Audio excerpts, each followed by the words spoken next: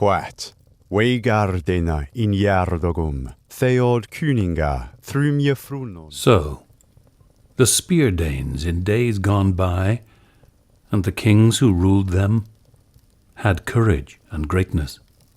We have heard of those princes' heroic campaigns.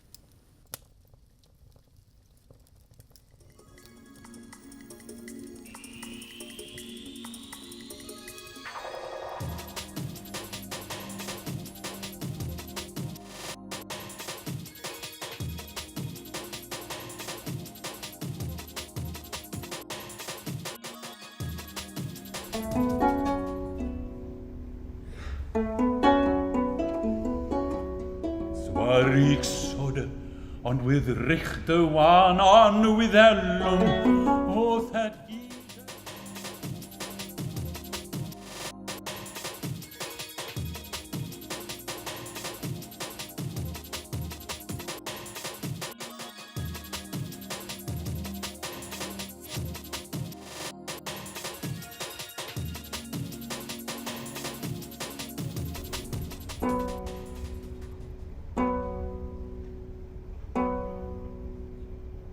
Wesse Wheel Mitchell 12 Wintrati Tonya Tholide Winne Schildinga Werne Oetchna Sidra Sorga.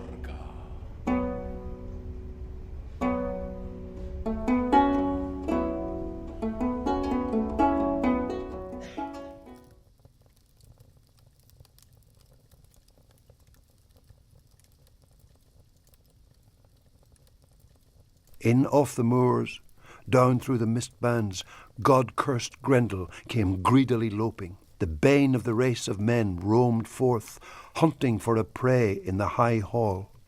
Under the cloud murk he moved towards it until it shone above him, a sheer keep of fortified gold. Who's the beast who looks so swell? Grendel. What's his purpose? Can't you guess? Nemesis.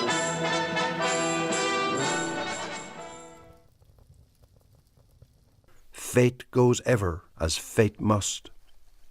Mighty and canny, Healak's kinsman was keenly watching for the first move the monster would make, nor did the creature keep him waiting, but struck suddenly and started in. The captain of evil discovered himself in a hand grip harder than anything he had ever encountered in any man on the face of the earth. Every bone in his body quailed and recoiled, but he could not escape. He was desperate to flee to his den and hide with the devil's litter, for in all his days he had never been clamped or cornered like this.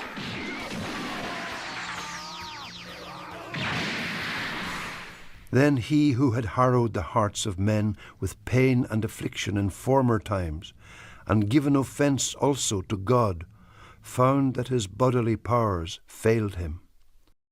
Beowulf was granted the glory of winning.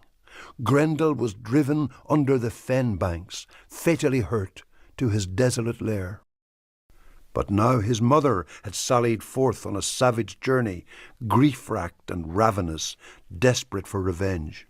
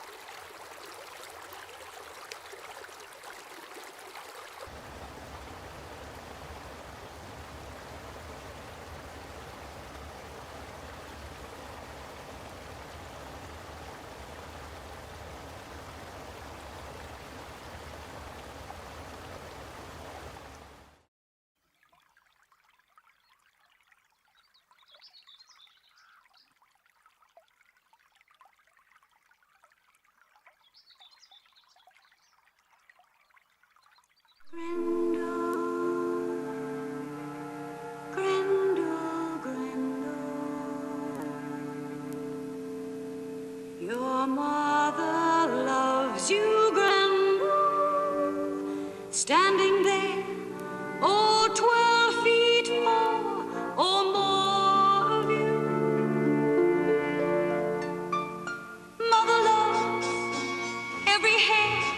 scale, every tooth, nail, fang, and claw of you.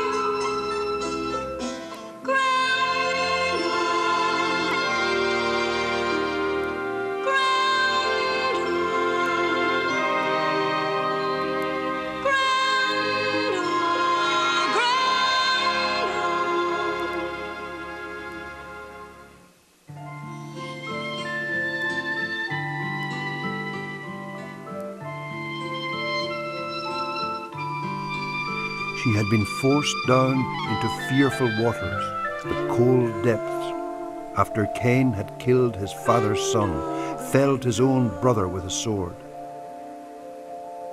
Your mother needs you, Grendel.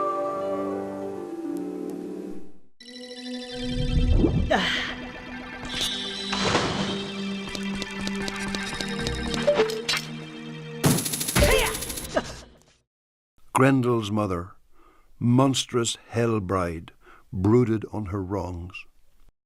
Quickly, the one who haunted those waters, who had scavenged and gone her gluttonous rounds for 100 seasons, sensed a human observing her outlandish lair from above.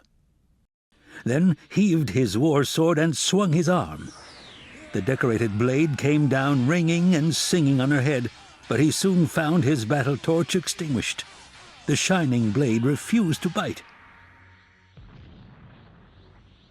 Then he saw a blade that boded well, a sword in her armory, an ancient heirloom from the days of the giants, an ideal weapon.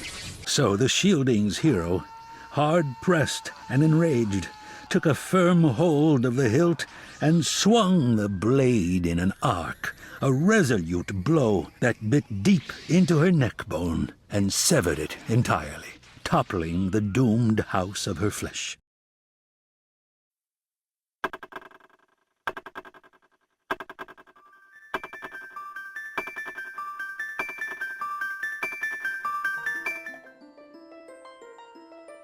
The wide kingdom reverted to Beowulf.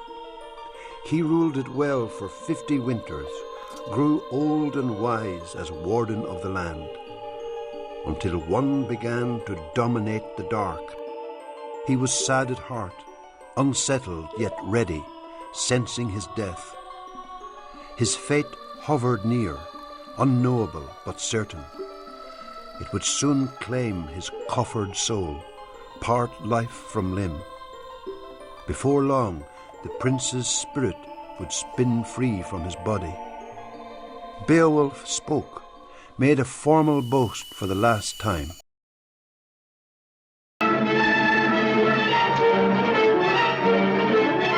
Once more! Unto the breach! Dear friends, once more!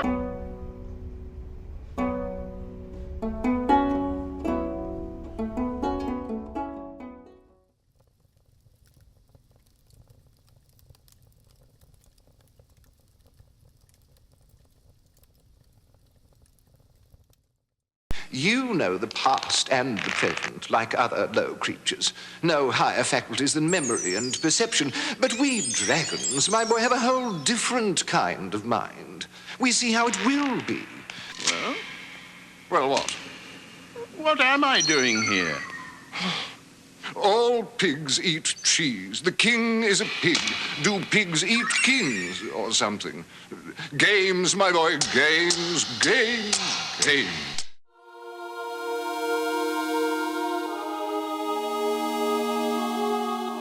The dragon began to belch out flames and burn bright homesteads. There was a hot glow that scared everyone, for the vile sky-winger would leave nothing alive in his wake. Everywhere the havoc he wrought was in evidence. Far and near, the Geat nation bore the brunt of his brutal assaults and virulent hate. Then back to the horde he would dart before daybreak to hide in his den. He had swinged the land, swathed it in flame, in fire and burning, and now he felt secure in the vaults of his barrow. But his trust was unavailing.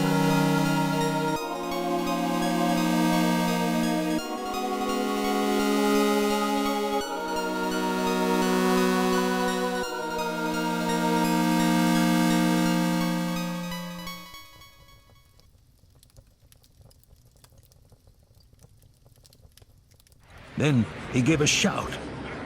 The Lord of the Geats unburdened his breast and broke out in a storm of anger. Under grey stone, his voice challenged and resounded clearly.